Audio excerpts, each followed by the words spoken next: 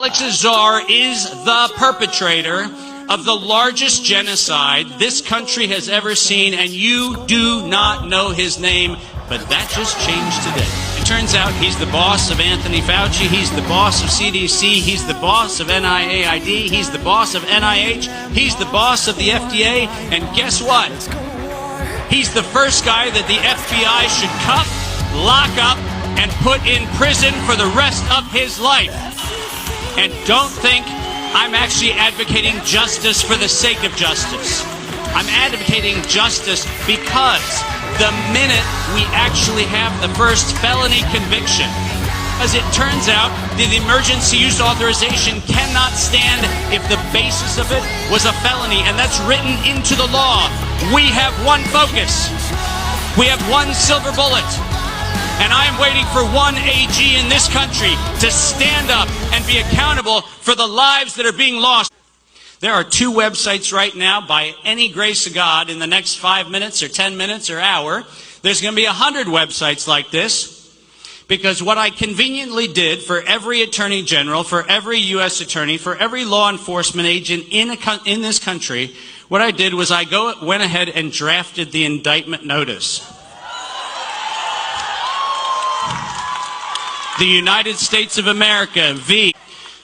United States of America v. Alex Azar, defendant. Anthony Fauci, defendant. Peter Daszak, defendant. Ralph Barrick, defendant. FDA, defendant. CDC, defendant. NIAID, defendant. Moderna, defendant. Pfizer, defendant. We are going to do the following. You are going to print that document and you're going to deliver it to every attorney general in every state. You're going to deliver it to every U.S. attorney. You are going to put them on notice that from this day forward, and literally from this minute forward, every death is on their hands because they can do something about it. And they have chosen now 4 times in 4 meetings, they have chosen to say, Dave, this is a political, not a legal issue. And that's a quote from AG's offices. Make it a legal issue.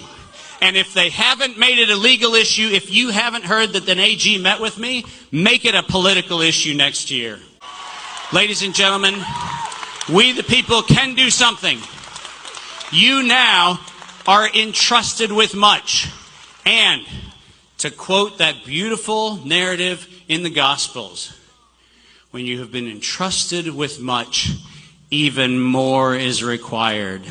All felonies, all punishable by up to 99 years in prison and up to $100 million fine. And I'm going to tell you today that anybody who works with me on this case has to agree to the following. All of the proceeds that we get from the collections of this lawsuit, and I mean all of them, are going to go to a vaccine injury fund. Those people need our help. And every dollar that is ever collected is going to go to make sure that we the people honor the fact that real humans have suffered under the hands of a colluding set of conspirators who now it's on us to make sure go away forever.